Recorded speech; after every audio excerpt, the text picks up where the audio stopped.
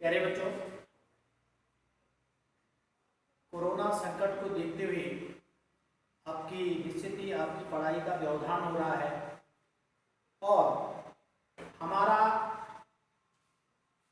ये प्रयास रहेगा समस्त शिक्षा जगत में कि अपने प्यारे बच्चों को कुछ न कुछ पढ़ने को मिले। इसके अंतर्गत मैं अपने YouTube चैनल के माध्यम से कक्षा 10 के बच्चों को सामाजिक विज्ञान विषय में भूगोल के अंतर्गत पाठ संख्या 1 संसाधन एवं विकास आपके समक्ष प्रस्तुत कर रहा हूं। आप इस पाठ को इस वीडियो के माध्यम से लाइक करेंगे, शेयर करेंगे, सब्सक्राइब करेंगे और उसका पूरा अध्ययन करेंगे। साथ ही साथ जो विशेष बातें इस पाठ के अंतर्गत आपको मिल रही हैं उसको अपनी नोटबुक में सॉल्व भी करते जाएंगे। तो सबसे पहले संसाधन। प्यारे बच्चों, संसाधन क्या है? What is the definition of resources? आप देख रहे हैं मेरे हाथ में डायरी है या आपके हाथ में पेन है, ये सामने आपके सामने स्क्रीन पर मेज दिख रहा है, या जो भी सामग्री आपको दिखती है और जिसका मनुष्य उपयोग करता है, अपनी आवश्यकताओं की पूर्ति के लिए उपयोग करता है, वह वस्तु संसाधन कहलाती है। यानी संसाधन वे वस्तुएं हैं जिनका मनुष्य अपनी आवश्यकताओं की पूर्ति के लिए प्रयोग करता है। मैं एज ए टीचर आपके सामने इस वीडियो स्क्रीन पर दिख रहा हूं, मैं भी आपके लिए एक संसाधन हूं, क्योंकि मैं आपकी शिक्षण आवश्यकताओं की, आपकी पठन पाठन वाली आवश्यकताओं की पूर्ति कर रहा हूं इस सामाजिक विज्ञान विषय के अंतर्गत। तो मैं भी एक मानव संसाधन हूं। तो इससे हम ये लगा सकते हैं कि अब कौन कौन सी चीजें हमारे सामने संसाधन हैं। आपका विद्यालय भवन हो गया, आपका श्यामपट हो गया, आपका ब्लैक बोर्ड हो गया, आपका चौक हो गया, आपके टीचर हो गए, आपकी बुक्स होगी, आपका बस्ता हो गया, सभी चीजें संसाधन के अंतर्गत आएंगी। तो संसाधन का कंसेप्ट क्लियर हो गया। इसके बाद अब हम संसाधनों का वर्गीकरण करते हैं कि संसाधन कितने प्रकार के होते हैं और यहां पर संसाधन के अलग अलग प्रकार होंगे।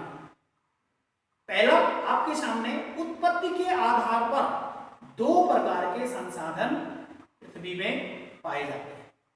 उत्पत्ति यानी प्रोडक्शन के आधार पर पृथ्वी में 2 प्रकार के संसाधन हैं। पहला जैव संसाधन, दूसरा अजैव संसाधन।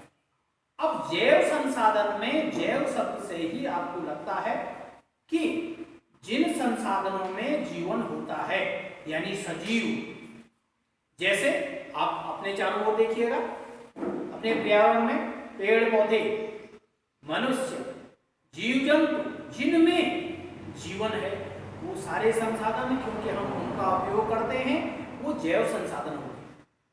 उसके बाद अजैव संसाधन, यानी जिन वस्तुओं का हम प्रयोग करते हैं लेकिन उनमें जीवन नहीं होता है, तो वे अजैव संसाधन होंगे। जैसे मेरे हाथ में ये डायरी है, या आपके सामने स्क्रीन पर टेबल दिख रहा है, या चेयर है, आपके क्लासरूम में चेयर हो सकती हैं, श्यामपट हो सकता है, ये सारे पत्थर हो सकता है, ये सारे अजैव संसाधन होते हैं। तो ये 2 संसाधन उत्पत्ति के आधार पर आपको आपके सामने मैंने रखे। अब समाप्यता के आधार पर भी 2 संसाधन होते हैं। समाप्यता का मतलब उनका स्टोरेज, भंडारण के आधार पर 2 संसाधन जो समाप्त हो सकते हैं या नहीं हो सकते। ये 2 प्रकार के संसाधन हैं। पहला नवीकरणीय संसाधन, दूसरा अनवीकरणीय संसाधन। अब प्रश्न उठता है नवीकरणीय, यानी इट मीन्स रिन्यूएबल, यानी जिनको हम रिन्यू कर सकते हैं, पुनःचक्रण के द्वारा पा सकते हैं, या पुनः जिनकी प्राप्ति बार बार हो सकती है, ऐसे संसाधन नवीकरणीय संसाधन कहलाते हैं। कहने का मतलब नवीकरणीय संसाधन वे संसाधन हैं जिनके पृथ्वी में पर्याप्त भंडार है और निकट भविष्य में इनके समाप्त होने की कोई संभावना नहीं रहती, वे संसाधन नवीकरणीय संसाधन कहलाते हैं। जैसे सूर्य का प्रकाश, सोलर जो एनर्जी है हमारे पास पर्याप्त मात्रा में है, यानी भविष्य में सौर ऊर्जा के समाप्त होने के कोई चांसेस नहीं है। सूर्य सौर ऊर्जा का एक बहुत बड़ा भंडार सूर्य में है और ये कभी भी समाप्त नहीं हो सकता है। तो कहने का मतलब ये नवीकरणीय संसाधन है। आज मिल रहा है सूर्य का प्रकाश, कल सूर्योदय होगा, फिर इस प्रकार से इतनी अपार ऊर्जा हमारे सोलर सिस्टम में है। तो ये नवीकरणीय संसाधन और भी ले सकते हैं हम, और भी इसके उदाहरण हो सकते हैं, जैसे ज्वारीय ऊर्जा है, पवन ऊर्जा है, ये सारे संसाधन क्या है, नवीकरणीय। दूसरा इसमें अनवीकरणीय संसाधन, यानी नॉन रिन्यूएबल रिसोर्सेस, जिनको दोबारा प्राप्त हम नहीं कर सकते हैं। अर्थात अनवीकरणीय संसाधन वे संसाधन हैं जिनके पृथ्वी में सीमित भंडार हैं और ये भंडार कभी भी समाप्त हो सकते हैं। ऐसे संसाधनों को अनवीकरणीय संसाधन कहलाते हैं। जैसे कोयला, खनिज तेल, आपने पढ़ा है कि रानीगंज और झरिया भारत की दो प्रसिद्ध कोयले की खानें हैं, जो रानीगंज वेस्ट बंगाल में है और झरिया झारखंड राज्य में स्थित है। ये दोनों कोयले की खानें हैं। यहाँ पर काफी समय से कोयले की खानें यहाँ अवस्थित हैं और निकट भविष्य में इनके यहाँ का कोयला भंडार समाप्त होने की कगार पर है। इसका मतलब ये अनवीकरणीय संसाधन है जिसको हम दोबारा रिन्यू नहीं कर सकते हैं। इसके भंडार को दोबारा कोयला बनने में, क्योंकि आपको मालूम होना चाहिए कोयला कैसे बनता है, कोयला बनने में काफी समय, काफी वर्ष, हजारों वर्ष लग जाते हैं। जो पत्थर का कोयला बनता है उसको पत्थर के कोयले की उत्पत्ति होती है। तो इसका मतलब ये भंडार आज रानीगंज या झरिया में कोयले के भंडार धीरे धीरे समाप्ति की कगार पर हैं, तो हम इनको अनवीकरणीय संसाधन कहेंगे। पेट्रोलियम, आपको मालूम है कि जैसे हम सऊदी अरब, ईरान, इराक, कुवैत आदि देशों से पेट्रोलियम यानी खनिज तेल इंपोर्ट करते हैं और जरूरी नहीं कि हर समय वहाँ पर कोयले के ये खनिज तेल के भंडार पर्याप्त मात्रा में बने रहे। इसका मतलब ये हुआ अनवीकरणीय संसाधन वे संसाधन हैं जो भविष्य में कभी भी इनके भंडार धीरे धीरे कम हो सकते हैं। तो यहाँ पर हम दोनों को आपस में कंपेयर करके, दोनों की तुलना करके, दोनों की परिभाषाएं और उदाहरण लगा सकते हैं। तो इस प्रकार से ये उत्पत्ति के आधार पर, दूसरा समाप्यता के आधार पर, तीसरा स्वामित्व के आधार पर भी हम संसाधनों को बांट सकते हैं। स्वामित्व माने ओनरशिप, मालिकाना हक। जैसे ये शर्ट मेरी है, इट मीन्स इस पर मेरा हक है, तो ये दिस इज कॉल्ड ओनरशिप। या स्कूल की बिल्डिंग, आपका सरकारी स्कूल है, वो पब्लिक सेक्टर का स्कूल है, सार्वजनिक क्षेत्र का स्कूल है, तो इसका मतलब पूरे समुदाय का, पूरे गांव का, पूरे क्षेत्र का, पूरे देश का उस विद्यालय भवन पर या विद्यालय पर अधिकार है। तो ये ओनरशिप कहलाता है। तो ओनरशिप या स्वामित्व के आधार पर भी तीन प्रकार के संसाधन हमारे सामने, तीन प्रकार के संसाधन पाए जाते हैं। पहला निजी संसाधन।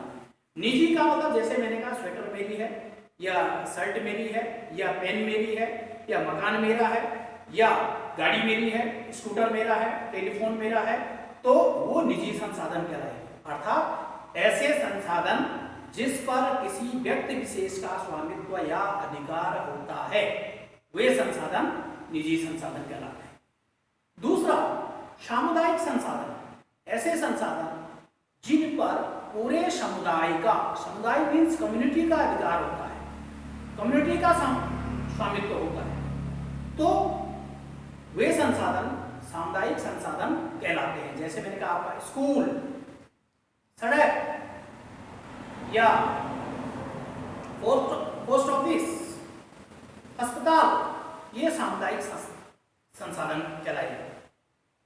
तीसरा संसाधन है इसमें राष्ट्रीय संसाधन, नेशनल रिसोर्सेज, यानी वे संसाधन जिन पर पूरे राष्ट्र का अधिकार है, जो पूरे राष्ट्र की संपत्ति है।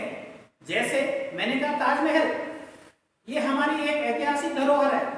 दिल्ली का लाल किला, ये ऐतिहासिक धरोहर है।